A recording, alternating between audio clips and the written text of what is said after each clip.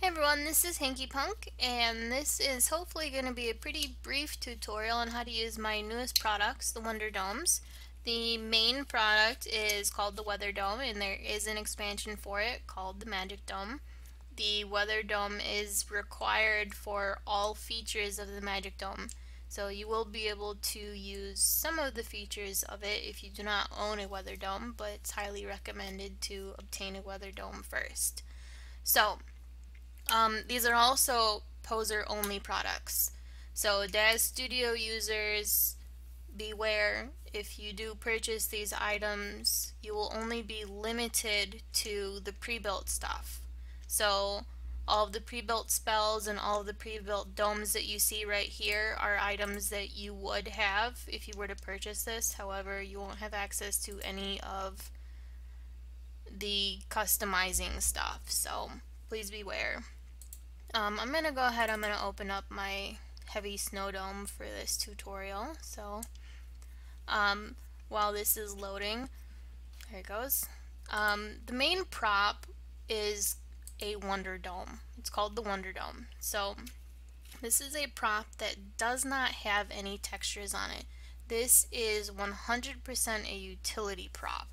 However, it can be used as for experimenting, which I'll go over that in a few minutes, but for this part of the tutorial, this is just a utility prop. And essentially what I mean by that is we're just going to use this to control our scene. Now, last year I started making interactive backgrounds, which were backgrounds that had the Photoshop layers still intact, and I had a lot of requests for these to be put inside Poser. So with the creation of the Wonder Dome, I'm able to take my Photoshop layers and put them inside of Poser on different planes and props so that I can have all of my layers in the scene so that you don't have to do it in post work. Now the problem with that was once you have 5 or 6 props in your scene, it gets a little bit difficult to control them, which is where the Wonder Dome comes from. Everything's parented to this Wonder Dome, so when you rotate the dome, everything moves with it. And you can rotate it any way that you want it. You can scale it, you can make it bigger, you can make it smaller. But essentially, rotating and control is what makes the Wonder Dome a lot easier to use. So I'm going to move that back down because it's huge now. So that's essentially how the Wonder Dome is going to work. Now what you can do from this point is you can go into your props folder, and obviously you can see all the props between the Magic Dome and the Weather Dome right here. The Weather Dome has a prop called the Weather Plane. This is your main prop for the Wonder Dome, or for the Weather Dome rather. So if you want to add, say, fog to this scene, you would load up your weather plane, head over to the materials under Weather Dome, and you want to go to fog and go ahead and double click on the more fog, or whichever fog you choose. So now we have fog in our scene, which we can then duplicate, move. You can change the color of it just by going in here and making that green, which will not be pretty, but that's how you can do that if you would like to do it that way. You can customize these. There's a lot of options, so you can go into extras. Actually, I'm going to go ahead, I'm going to duplicate this weather plane, and I'll go ahead and I'll add some birds for my background over here.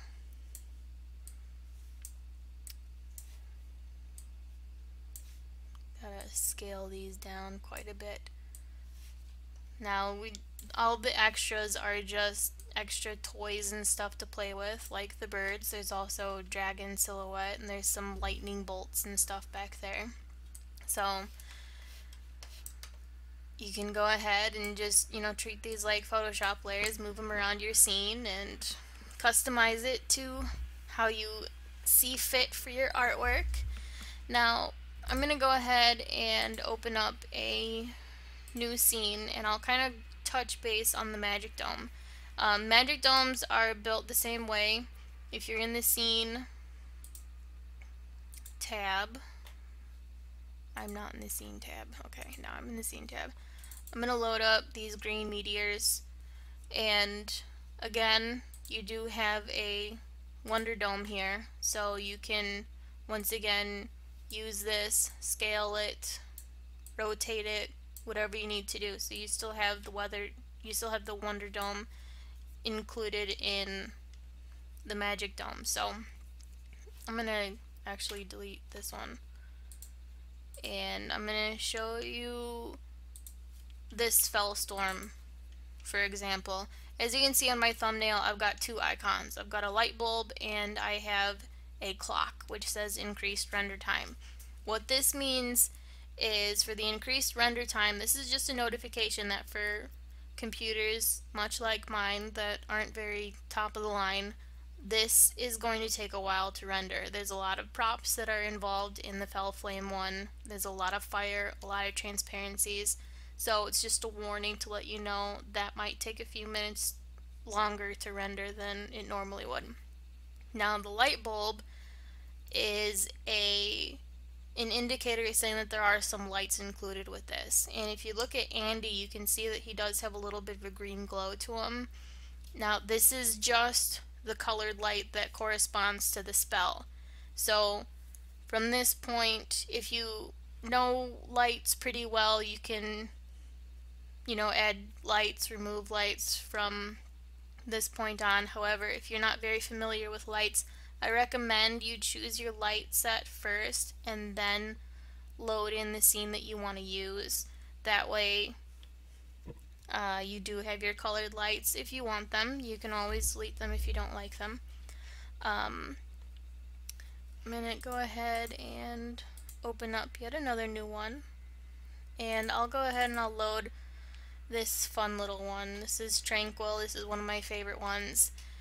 There's not a lot to this spell. It's just pretty stuff. So I'm gonna go ahead and I'm gonna load up a cone prop. And this cone prop, now in the materials folder, everything is sorted by the prop that it goes with. So obviously we have weather plane here. So the weather plane from the Wonder Dome is required to use these ones. So I'm going to go under cone spells, and I've got this flying things gold, which will match this very nicely, and I can go ahead, I can make that bigger and rotate it, and this will match.